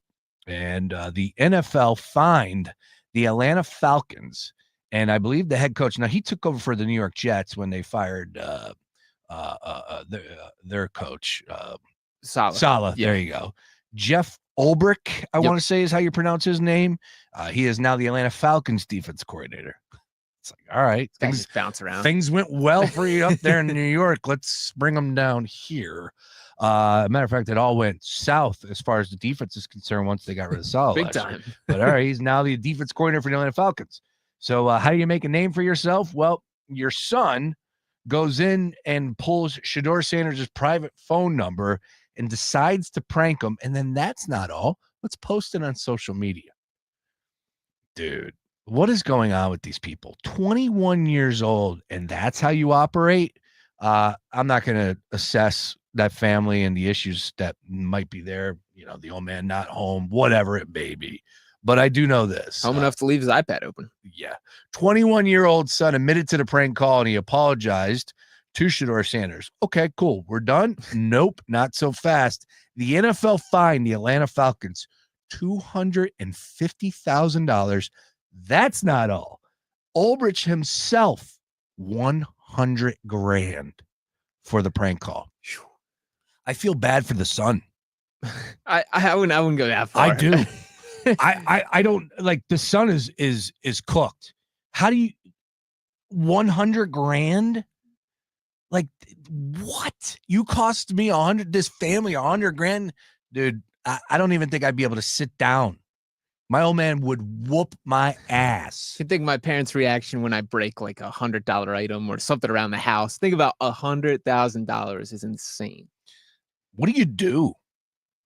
If you're the son or if you're the dad? The dad. I mean, like, for starters, it's incredibly stupid by this kid. And you see the moment in the video where it clicks in his head when they're recording him. Was he not? He was the kid on the couch. The one that walked off the screen, I believe. He wasn't the one that actually called. Correct, Yeah, correct. yeah. But you see the moment of like, like, he's like, this isn't that hard to trace, man. Like, it's not. And I don't know. I think it's steep. I think it's over the top from a fine perspective. I think like everything in this, there's the reactions are way too strong on both ends of the spectrum here. He shouldn't have done it. It is like a scumbag move. Like that is that guy's moment. And with Shedeur specifically, we just saw him sliding. Like, regardless of how you feel about him, this is a tough time for the dude. Of him expected to be off the board in the first round, and we're talking him being a 5th round selection. I think this happened in the 3rd or 4th that this call was made. So it's tough. Like it was a messed up thing to do. I don't know. I don't know how you handle this like moving forward. It's just all around brutal. And by the way, it was not the only prank call. There were a couple other that have talked about it. It's been years. Cooper DeJean got pranked. Kyle McCord talked about it. Yeah, Kyle McCord. They all get pranked. Every one of them get pranked over the past few years. Which don't do that, people. But it's terrible. It's absolutely terrible. But if I'm that kid, I first of all, like, yeah, I would disappear. That's sticks to you forever. Oh, he's done. Yeah, he's done. And then, but I'm telling you from the standpoint of like, my old man is going to murder me. He doesn't look like some guy that I would mess with anyways. True. Now I'm taking 100 gur out of his pocket. Yeah, I'm telling you, I would just disappear. I would. I'd be like, I got to go find myself. I would tell mom and dad, you're not going to hear from me for another 2 months. And then we'll cooler heads will prevail, hopefully. Yeah. You cost me 100 grand. How much does he make as a defensive coordinator? That has to be a big chunk. Like, that's a huge chunk. Yeah, I can't imagine. I mean, the whole thing is insane to me. That's so much money. And to be in, I don't know if I can think of a time where it's been like an individual fine. I guess this is a unique circumstance, but typically we hear all the time of a team fine or an organization fine. The fact that this is direct $100,000 coming out of Jeff Ulbricht's bank account there is kind of absurd here. So he should not have done it. It's got to fall on the kid, but it's insane stuff. According to Front Office Sports, $1.6 million per year. Wow. He's one of the top 10 highest paid defense coordinators in the league. That'd be nice, man. That'd be nice to make that kind of coin. And then your son, 21 years old, costs you 100 grand. Yeah, I'm throwing him out. Now, from the dad's perspective, I'm simply telling him, get out of my house. Like, I don't want to see you, because I'm fearful of what I would do to you. Like 21 years old. Yeah, I hope for the kid's sake he's at college right now. 21 years old. That's a different world. True. That's not 18. That's not a senior in high school. That's not a freshman in college. You should know better than doing this. Oh, yeah. But I am in agreement with you that seems a little over the top from a fine perspective.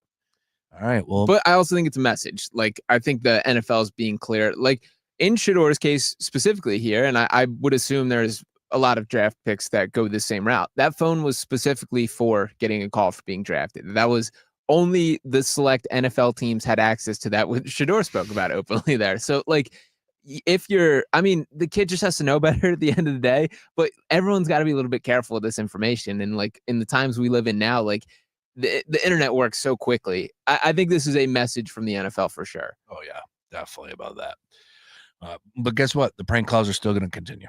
Yeah, no, you're right. That's all.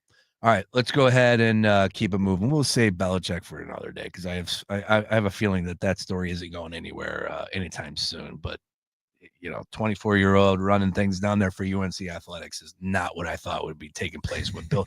Like, Bill Belichick never said a word. We're on to Cincinnati for decades of how he handled the media, and then now all of a sudden, this 24-year-old girl is like, we were just talking about 21-year-old, 24-year-old. Yeah. She might seem wise and all that, but man, like, come on. What could they possibly talk about when it's just those two hanging out alone? What could they possibly have conversations about? Whatever she wants to talk about, apparently. Yeah, I guess so. I don't think Bill has much to say about this at all. What are your thoughts on cover 2, sweetie? Yeah, exactly. She might have an answer for that. I saw the video a couple weeks ago when they were at the spring game, and she was in the end zone with her fur coat, and I was just like, ooh, I got shivers. I'm like, wow, that doesn't seem like it's all fun. And then next thing you know, this comes out, and then the whole like, oh, we're not here to talk about that. Like, and she's over there in the corner, and there was just a statement released. Go look at it for yourself. Which, oh, by the way, said Bill Belichick released it. He didn't release this. This was written by her. You know it, and that's all. Whatever. Hopefully, they're happy.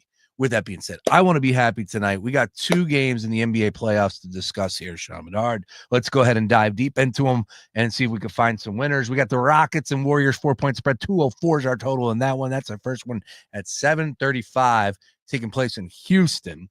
And then at 10:05, Lakers and T-Wolves 5.5-point spread. 209.5 is our total there. Are the dogs barking in either one of these games? I don't think so tonight. Ooh. I am backing both favorites. Houston, I think, almost exclusively falls on how Jalen Green plays. That they've been so close in this series. This has been a battle, and we finally got sort of the bloodbath, ejections, flagrants, everything we're talking. I guess no ejections in the last game, but the physical, what we expected from the series is what went down in Game 4. I think Houston's going to meet that same energy with the home crowd behind them, and I am backing Jalen Green to snap out of it a little bit. They need him to step up. And from a player prop perspective, his point prop has now dropped to 15.5 here. He's averaged 20.8 over the regular season. When you look at his stats in this series, he's been held under 10 points in 3 of the 4 games. The one game that he has not, he exploded for 38, and non-coincidentally, the Rockets took home a win. I do think that they make it a point to get him involved early. They make it a point to give him opportunities and get on the right track. And I think that's what happens tonight. Yeah. When we were discussing the Pistons and Knicks, the first thing that goes to my mind is like these games have all been relatively the same, right? The Rockets in that game 1 were terrible. I think they finished with 83, 84 points. Yeah. Other than that, majority of the games have been pretty much the same way that we've, that played out the same way. I'm looking at tonight's game and I'm just wondering, okay, like I want to believe in the Houston. I just don't think that I don't think that they have the championship mentality that Golden State possesses, and therefore Golden State's going to find a way to win this game. Could happen. Like I don't feel this isn't a passionate. I'm 100% certain of it, but sure. I do like the Jalen Green outlook here. Like this is a big moment for him. Like I do think how he performs in this game will pretty directly impact like his future with the Rockets. They're going to have some hard decisions to make, and looking at some of the alternates, you can get him for 20 points for plus 170. Ooh. I think that's worth taking tonight. Like Jalen Green plus 170 over 20 points. Correct. That is a good play. Yeah, I like that number a lot. They need him, man, and he has to prove it. I do give Şengün a ton of credit, by the way. He basically carried that offense for the entire stretch of the fourth quarter in the last game. There really isn't an answer for his size when looking at that Golden State team. Draymond's going to be the guy, and obviously he got to stop when it mattered most there. But there's just some raw size advantage that Şengün has, and he really showed me some stuff on the perimeter. So I don't mind going back to the well for him. His number has increased to 22.5. I still think that's worth taking because, again, I love the matchup from it. But Jalen Green's my favorite prop angle in this game. All right. I'm going to be firing up DraftKings Sportsbook right here, and I'm taking a look at that number. I think you sold me on that one. What type of shenanigans are we going to see? Dylan Brooks? Yeah. Jimmy Butler? Is it going to be, hot and bothered out there at mid-court? Draymond getting thrown out of tonight's game finally? What can we expect in tonight's game? I do like Draymond would be my pick of those. I think they stay away from Jimmy. I think there's a little bit of a lesson. There should at least be a lesson learned from what went down last week. And as if you have not picked up on this throughout the duration of his career, Jimmy made it crystal clear post-game that when I get riled up, that's what's going to happen. I'm going to show out. And he did. When push came to shove, it was Jimmy Butler being the difference maker for that Warriors team. I would hope Dylan Brooks has enough common sense to maybe poke a different bear in this game. And Draymond is a bear that does not take much to poke. I think that's probably how things go down. They try and make it a point to get Draymond ejected. And, he should have been last game as well. So that's sort of my expectation. It's shocking to me that we haven't seen an ejection yet in this series. It feels like it's got to happen tonight. And I think it's Draymond. All right. So that's our first game as far as the NBA playoffs tonight are concerned. Second one, 10:05 p.m. T-Wolves and Lakers here. 5.5. Lakers are favored in LA. Ant's been the best player in the series. I think we discussed yesterday, starting 5. We'd almost give the nod to the T-Wolves a little bit more than the Lakers. 5.5 too strong, and you like the Lakers to win tonight, but 5.5? I do like the Lakers to win. I would be comfortable laying the 5.5 in favor of the Timberwolves. I think this is going to be a down-to-the-wire game. I am very excited to see how J.J. Redick responds here. He's rightfully drawn a lot of criticism for that decision to play that entire 5-man unit the whole second half. if you're going to just roll with those guys, I don't get the appeal of even playing Jackson Hayes, who played 4 minutes in the previous game. It wouldn't shock me if there's a complete starting lineup overhaul. But the fact of the matter is you just can't expect 40-year-old LeBron James and Luka Doncic pretty much under any circumstance to play a second half straight through. They looked out of gas at the end, and that was the difference in this game.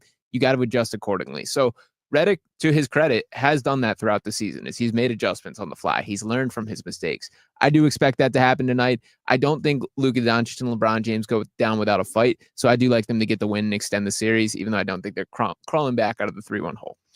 All right. And when I look at the Lakers and I say, can they do a little bit more from LeBron's perspective? Like, that's where it has to be for me, because I think Luka can go off, and I fully expect Luka to do what Luka's been able to do throughout the course of his Laker tenure.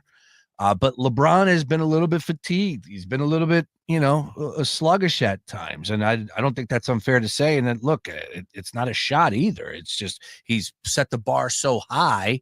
But here we are now. We got to find a way to win this game. What can we expect from LeBron here? Yeah, averaging the most points per game in NBA history in elimination games. LeBron James does it, over 33 points per game there. His point prop set is 26.5 for this matchup. I would be comfortable laying that number, that I do think that he's going to give us a little bit of a reminder that he's still LeBron James and playing at a very high level. I also don't hate the Austin Reeves angle here. There's been a ton on the shoulders of Luka Doncic and LeBron James.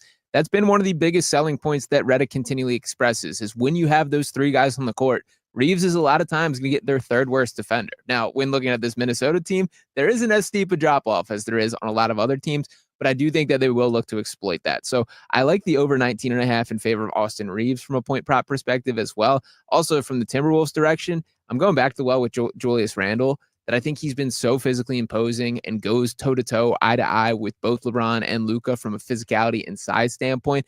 And I think he's the type of player that wears on you throughout a series, man. It gets tiresome when you're just banging bodies with a guy as big as Julius Randle is, as physically commanding as he is. So I would lean the complete combos in that direction. His number for Julius Randle specifically for the over-under for points, rebounds, and assists is sitting at 31.5. I do like that number as well. All right. Once again, DraftKings Sportsbook, where we're getting all of our numbers from. 5.5 is our number there. 209.5 is our total. 10:05 p.m. We got NBA playoff action, man. Front and center. Of course, 2 games tomorrow. Going to be really good, too, as well, between the Knicks and Pistons, Nuggets and Clippers there. But tonight could be 1-2-3 Cancun for the Lake Show, or the Rockets if they don't find a way to win a game. Sean Barnard likes both favorites here. I am with you on Jalen Green as far as 20+. Love that prop from the Golden State Houston angle. Minnesota and Lakers, where we're looking for a prop there. Yeah, like the Reeves over 19.5 for kind of the same reasons that I laid out, that I do think there's a ton on the shoulders of Doncic and LeBron, that JJ Redick goes a little different direction there. And for Randall specifically, I know I talked about the combos already, the over 31.5 combined. The rebounding number is particularly appealing to me, and where that's leaning at is 6.5 for Randall. I think he slams that, to be honest, and you can get a little bit better value. 8+ at +120 is worth taking a swing. 9+ you can get +205 for Randall from a rebounding department. I kind of think they cut Rudy Gobert's minutes a little bit in this game. He's 1 for 10 on layup attempts in the playoffs so far, Rudy Gobert. Probably the worst hands that you can ever imagine in a professional basketball player. He's such a bizarre, just incredibly elite at the things he's good at, but so limited in what those skills are. So I think Randall might play a little bit more 5, particularly if the Lakers continue to just eliminate Jackson Hayes from the rotation. Well, the NBA playoffs front and center for us here. We do have other things going on in the sports world. We will close up shop on the other side. Once again, 5 o'clock, more NBA playoff discussion coming your way. Sam Ash and myself, full picks and roll coming your way, talking all things NBA playoffs for tonight. And, of course, looking forward to our second round matchups that we potentially could have. But we do have one already on DraftKings Sportsbook available. And that is the Cavs and the Pacers. So a big discussion about that coming your way at 5 o'clock, 6 o'clock, swinging and ding it. And then more NFL draft conversation with Nick McClay and Ryan Beef Coyle at 7 p.m. It's the Daily Ticket. Sean Barnard. More after this. Fox Sports Radio, The Gambler. Now, total traffic for Philadelphia. Things are pretty packed on the Vine Expressway both ways. Schuylkill 95 northbound, stop and go Vine Expressway after the bridge. Southbound, the heavy Cotton to the Betsy Ross, approaching Girard and Ridley Park to the Commodore Barry. Blue Route northbound Jan 95 to Route 1. Southbound Blue Route calling St. David's to Broomall with a disabled vehicle in the center lane. Jam traffic on the Schuylkill eastbound Blue Route to Belmont and Boulevard to South. Westbound stacked up University to Jabard and Boulevard to Belmont. To tell a total traffic. This report is sponsored by Rapid Radios. Rapid Radios are instant push-to-talk walkie-talkies offering national LTE coverage and no subscription ever. Perfect for instant contact with an aging parent. For a limited time, go to rapidradios.com and you'll get an extra 60% off, free UPS shipping, and add code RADIO for an extra 5% off. At Randall's Restaurant in Cherry Hill, New Jersey, we offer a high-quality dining experience that's upscale yet approachable, with a blend of American classics with unique flavors and a welcoming setting for any occasion. You can enjoy an elegant dinner or a casual night out. Join us this spring for outdoor deck seating with scenic views and live music, and enjoy the perfect spot for your 2025 graduation party. There's always something new to enjoy in a welcoming environment that makes you feel right at home. Visit randallslegacy.com to make your reservation today. That's randallslegacy.com. Rocket is giving every home one address. Rocket.com, a single, seamless home ownership platform to help you find, buy, sell, finance, even refinance your home. Everything you need all under one roof. Visit Rocket.com today. Rocket, own the dream. What's the best place to reach new customers for your business? Wherever they are. And that's exactly where you can be with iHeartMedia. We talk to our listeners everywhere, from the car to the gym to the kitchen. Your next customer is listening. And not only can we get your message to your audience, we can also show you how it's working in real time. That goes for broad brand messaging and targeted hyperlocal influencer campaigns alike. Start growing your business today at iHeartAdvertising.com. That's iHeartAdvertising.com. Stay tuned to Fox PHL The Gambler for the latest CEOs you should know. Dr. Joelle Mogerman, President and CEO of the Philadelphia Zoo. Comcast Business, powering possibilities. BetMGM is an unreal deal for sports fans. Turn $10 into $150 if you win your first bet at BetMGM. Simply download the BetMGM app and sign up using the bonus code WDASAM150. Then place a $10 bet on any sport. You'll receive $150 in bonus bets if you win. The fun doesn't stop there. The sportsbook that knows how to treat you right has plenty of surprises in store. Sign up to get instant access to a variety of parlay selection features, like the new look same-game parlays, live betting options, and more. Download the app today and get $150 in bonus bets if you win your first bet with bonus code WDASAM150. BetMGM and GameSense remind you to play responsibly. See BetMGM.com for terms. 21 plus only, Pennsylvania only, new customer offer. Subject to eligibility requirements. Rewards are non-withdrawable bonus bets that expire in 7 days. If you or someone you know has a gambling problem, help is available. Call 1-800-GAMBLER. Attention! If you owe money to the IRS, this is an urgent message. The IRS is cracking down by sending out collection letters, garnishing paychecks, seizing bank accounts, and putting liens on homes and businesses. They call it enforced compliance, and you better watch out because penalties and interest on unpaid taxes compound daily, making it even harder to get out of debt. Don't let tax debt destroy your life. You need to call Optima Tax Relief, America's #1 tax resolution firm. They're experts in taxpayer assistance programs that can save you thousands if you qualify. A+ rated by the Better Business Bureau, Optima's resolved over $1 billion of tax debt for their clients. Let them fight on your behalf, helping to put your tax problems to rest. Call the tax professionals at Optima now for a free consultation. Call 800-354-2840. 800-354-2840. 800-354-2840. Optima Tax Relief. Some restrictions apply. For complete details, please visit OptimaTaxRelief.com. The Peace Lily is so last year. Hey, has anyone worked with fiddlenecks? Shelby's popular flower shop is in full bloom. We just got a request for an arrangement that evokes air. Who's up for that challenge? No? She needs to hire a floral designer to nip foliage faux pas in the bud. I need Indeed. Indeed you do. Our advanced matching helps find talented candidates so you can connect with them fast. Redeem your $75 credit at Indeed.com/credit. Terms and conditions apply. Hey, man, you all right? Need me to call 911? No. Call Top Dog Law. Get top dollar for your accident at TopDogLaw.com. Once again, that's TopDogLaw.com. Great news. The cash contest is back. The Gambler wants to put some bonus bucks back in your pocket. All you have to do is keep it locked right here to The Gambler, and at the top of every hour, starting at 9 a.m., listen for the keyword and get over to our website at foxphlgambler.com and enter to win $1,000. That's 9 times a day. Be sure to set The Gambler up on your iHeartRadio app preset and tune in to win. Leo Schofield spent decades in prison for a crime Jeremy Scott later confessed to.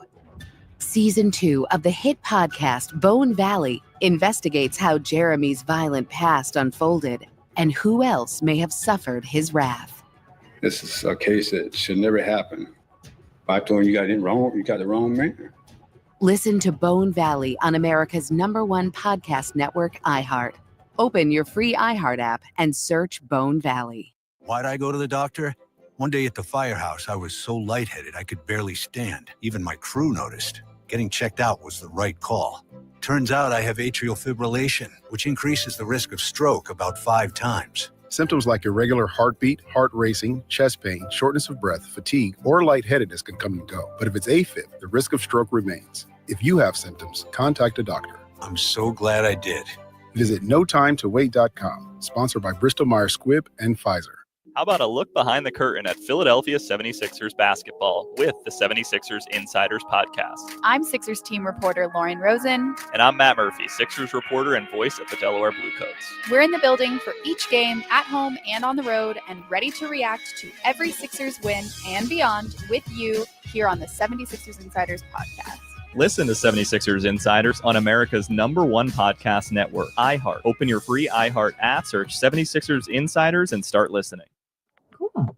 Oh, hi. Welcome to IKEA. How can I help? Isn't this the parking lot of my daughter's ballet class? It sure is, but I see you're on IKEA.com ordering some spring items. Yeah, I'm hosting a barbecue this week. I completely forgot I need everything. With delivery or pickup options, we've got what you need to conveniently order IKEA literally anywhere. Convenient. Wait, where are you going? The next car over just placed an IKEA order too. Busy morning. You're amazing. Get IKEA whenever, wherever, however you want. Order from IKEA online and get affordable delivery or choose from thousands of pickup locations.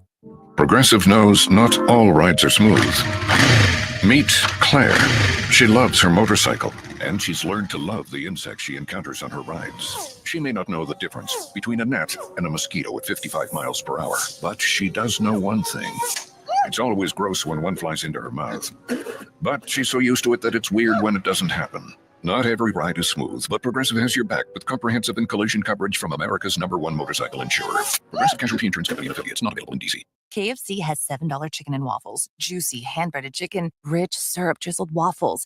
And it's just so awesome that you can go to KFC right now while I'm stuck in this recording booth. So fun that you can literally just go out and get sweet and savory chicken and waffles, and I'm in here telling you about it. Love this for me.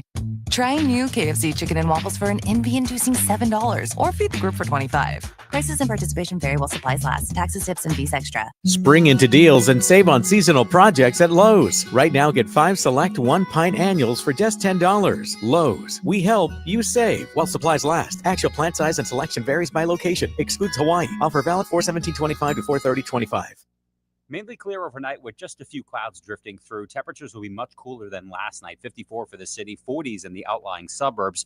Thursday, still not a bad day. A little more in the way of cloud cover mixing with that sunshine. High temperatures still well north of normal, topping off at 77. I'm meteorologist Adam Joseph with your 6ABC forecast. This report is sponsored by Rapid Radios. Rapid Radios are instant push-to-talk walkie-talkies, offering national LTE coverage and no subscription ever. Perfect for instant contact with an aging parent. For a limited time, go to rapidradios.com and you'll get an extra 60% off, free UPS shipping, and add code radio for an extra 5% off. The NBA playoffs are here, and nobody has you covered like the Gambler Gang. We don't just watch the playoffs. We bet the hell out of them. Oh, my Lord. Hey now, Daily Ticket with you here. Barnard coming down the home stretch. Grooving. Oh, yeah, man. A little funk town. Took a golf lesson for the first time in forever yesterday. How about that, Barnard? Yeah. Got out. I like it. I'm playing 18 tomorrow. I'm How roll. about that? Nice. Hey, coming up in a little bit in studio, Yanni. This girl is on the way doing big things. Yanni the Band. She's going to tell us a little about how she got hooked up, the NFL draft, American Idol, all that and more in the studio. Back over to the sports conversation. Once again, Phillies, though, in action this evening. We did have a lot of day games. I didn't even update that yet. Let's go ahead and pull up the out-of-town scoreboard here, Sean Barnard. A lot of day games. Gave it a Dodgers last night and a laugher, 15-2. Wasn't able to really dial in too much today.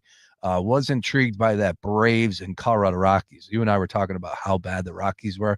They ended up losing again. They have 4 wins on the season. 4 wins. Currently winning in the bottom of the 6th. How about that, sports fans? Winning against the Atlanta Braves. I swear, I was thinking to myself that this could be a Rockies play here today, but never in a million years would I have wagered my hard-earned money on it. But it was one of those games that I did think, maybe it could be the Rockies here in a day game spot. They are up 2-1 here in the bottom of the 6th. Astros and Tigers, pretty good game yesterday. Tigers are currently leading 7-4. Tigers have been playing well, man. 18-12 on this season. Maybe last year at the end of the season was it a fluke there. Dodgers up on the Marlins, no surprise there. 20-14, 2010 on the season. 4-2 is your score right now.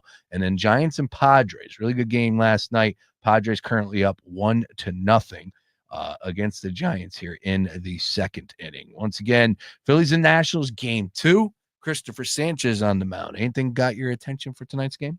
Nothing too crazy. I'm still certainly locked in basketball mode for the time being. I have been sprinkling a little bit on the Johan Rojas hits. He has been hitting the ball well, and that number you can get pretty rarely in the MLB. Can you get even money for a guy to get a hit? And Rojas you can pretty regularly. So I do think that's a fun one to play with. The total bases, to take a peek at some of the numbers for this specific game. And by the way, Luke Arcani did inform us, Christopher Sanchez, no restrictions on how he's pitching. So I know you talked about the strikeouts early. I don't hate that number at 5.5. Yeah, I think you got to get involved with it. Yeah, I don't hate that. And let me see if that moved since that news came out. It has not. So still sitting at 5.5. So decent value there. I don't mind taking a swing on a home run. I do feel like the bats come alive today. To take my pick and call my shot for that, I'm going right to the man, Kyle Schwarber here. So not ever the largest payout when looking at the home run number. But for Kyle tonight pulling up, he's looking at plus 255 for a home run. I think that's worth the take. Once again, Sean Barnard doing a great job representing the squad over there at DraftKings Sportsbook. And Sean, we do have a busy weekend in sports. Do you know that it's the Kentucky Derby this weekend, sir? I did not until you informed me. Oh, yeah. Love the Bugles. Love this time of year, horse racing season. I do want to say that Dick Girardi, Mike Kern, John Jansen, Kyle Nonamaker live from Park Sportsbook Casino on Saturday. A must listen during the trifecta. No matter the horse race, nobody knows more than Dick Girardi. So live from Parks, it's going to be a fantastic listen on Saturday. But I figured why not have some fun here? Because at the end of the day, that's what it's all about. It's about getting involved with the horse race, trying to pick a winner. Look, I love and respect to the professionals that handicap this stuff for a living. They're on a different stratosphere. For people like us that tune in and go, you know what, I'm going to watch. I want to bet. I want to be involved. I want to fire. I want to hear the bugles go up. I want the juices, right? I don't care how you pick a horse. Just get involved. Have some fun with it. Get involved. That's right. So yesterday they revealed the silks. Do you know that that's what they call them? They're silks what the jockeys wear. I did not know that either. I was unaware. Did not. And there were 2 guys that I X'd off my radar. Both of them were 30-1. One silk was a Dallas Cowboy, capital D on the back. Yeah, that's a loser. Can't bet that guy. And then the other one was New York Knicks colors. Oof. And I'm automatic out. Nope, I'm out on that / New York Mets colors. Horse might roll an ankle. Like it. I like it. Nice work there by you, sir. With that being said, let's pull up the Kentucky Derby odds post positions here and have some fun with the names. Hit me. All right. Number 1 at the post position, Citizen Bull. And just obviously I'm well informed in the Kentucky Derby, but post position meaning the leader? Post position meaning 1. So that's the okay, got it. Guy up against the rail. Okay. Okay. Out. Got right? it. That's all right. Yeah, he's not leading just yet. They all start at the same. Anyways. Is it NASCAR? Pole positions at NASCAR, right? pole position is NASCAR. Okay. Correct. Okay. Yeah. Yeah. All right. Citizen Bull 20-1. Do Not anything for you? That's a strong name. That's a good leader. He earned that post, I think. Citizen Bull? Citizen Bull. You don't like that one? No, I do. I do. It's off and running here. Niequus. I don't. Can't. If I can't pronounce it, and I'm not placing a bet on you. Sounds like a weak Greek god is what that sounds like to me. Wouldn't that be funny if he was a Greek god? Final Gambit. Not bad, but doesn't sound like a winner. Number 4, Rodriguez at 12-1. He'll be in the mix. Rodriguez will be in the mix. All right. American Promise. Not bad. Pretty good. Not bad. Tugging on the heartstrings there. Yeah, not bad. That's it. That's on the table still. Admire Daytona. Nah. I don't hate it. It's not as bad as Ubiquitous or whatever, but I don't think that's a winner. All right. How about Luxor Cafe? That sounds like almost like a strip club's name in Myrtle Beach, but Luxor Cafe at 15-1. Yeah, I'm not going for the advertising technique here. I'm out. All right. Journalism. At 3-1 too. Wow. All right. So a lot of belief in journalism. I don't know if I can get down with that. That seems like a hoity-toity, high and mighty type of horse. Yeah. I didn't have any journalism jokes popped in my head. It's disappointing there. Yeah, I'm out on journalism. 3-1. I feel like it's not worth betting on a horse either, too. Yeah, I'm going to pass. St. Secretariat. I'm going to pass as well on that one. All right. Burnham Square at 12-1. Not awful, but I don't think that's a winner. Grande. Okay, I like. He's right in there with Rodriguez. Wow. Flying Mohawk. Can't decide if this is a failed Native American tribal leader or if I do like it as a horse name. I'm keeping it on the table for now. All right. Flying Mohawk is there. All right. East Avenue. We going to rock. That's Electric Avenue, not East Avenue. Would have been better Electric Avenue, but that would have been better. East Avenue out. All right. East Avenue is out for Sean Barnard. Okay. Publisher. Right behind journalism. Tiztastic. T-I-Z-tastic. I don't even know what to do with this one. I don't know what that means. 20-1 means pass. Render judgment at 30-1. Nah, don't like. Too formal. Coal Battle, C-O-A-L. Okay. In the mix, on the table. Okay. Sandman at 6-1. Oof. That was the old Billy Wagner entrance or Enter Sandman. Yes, right? it was. Yeah, that's strong. I'm keeping that. I'm trying to find which one is Baffert's horse and which one he has going here. Is Jason Worth's horse in this? I was just going to Google that as well, whether or not. Wow, Bob Baffert is journalism. Journalism, Rodriguez, Salmon. Or never mind. That's not it. Okay, I wasn't sure there. I need to look up because if Baffert's got a horse, you always want to go ahead and go ahead and fire. Now he's got, after serving the 3-year suspension, he's got 2 contenders. Forgot about that. Yeah. Let's see here. Which one is he pushing here? All right. Jason Worth it's Miracle. Miracle. Okay. The white-haired trainer was Saddlewood Memorial winner Rodriguez and Citizen Bull. Those are his 2. So Rodriguez and Citizen's Bull rises to the top. Okay. Citizen's Bull. I think I like Rodriguez. Wow. Citizen's Bull at 20-1. Now they're going to tell me about the rail and nobody wins down there. Whatever. I'll let that be. Sandman, we've got to that. Sovereignty. Not bad. Don't love it. Chunk of Gold. Kind of like it, but it doesn't sound like a winner. And Owen Almighty. I'm out. Which one is Jason Wirt's horse? Miracle, I believe it said. Ex-MLB stars horse searching for Kentucky Derby Miracle. Never mind. That's that's not it. Yeah. Let me find this. Jason Worth isn't afraid of taking a big swing. Bugles. Yeah, I'm going to wager on Citizen's Bull. It's saying he might not have a horse this year. Yeah. Domak looks like its name. I know he was involved last year, of course, but I don't know if he'll have one in this year. It's so tough. But it doesn't look like it. So yeah, no dice on Jason Worth, unfortunately. Rodriguez and Citizen Bull. I'm rocking with Rodriguez. I think that's the winner of this year's Kentucky Derby. 12-1. I like it. Nice work by Sean Barnard. Nice work by you across the board, sir. Somebody checking in here. Chase Mudd, off topic, but did you guys see the 76ers uniform news? I this might have been who was tweeting it. I saw somebody tweeting about it online that allegedly the City Connect jerseys will be navy blue this year. I have not seen that confirmed from any team source or anything, but I saw somebody tweeting about that online there. So Yeah, we'll be seeing. I'm certainly open to a Navy Blue City Connect. All right. Nice work by you. Hey, coming up at 5:00, we are going to have Sam Oshry and myself break it down live, picks and roll. 6:00, swinging and dinging for the PGA Tour Truist Championship coming our way next week. We'll have tickets to give away starting tomorrow. We're going to have some stuff on socials and on the air, so you don't want to miss that. And then 7:00, Bending the Edge, McClay and Beef. Any final thoughts before we get out of here, sir? Rodriguez, I'm riding with you. So let's go. Kentucky Derby. Absolutely. All right.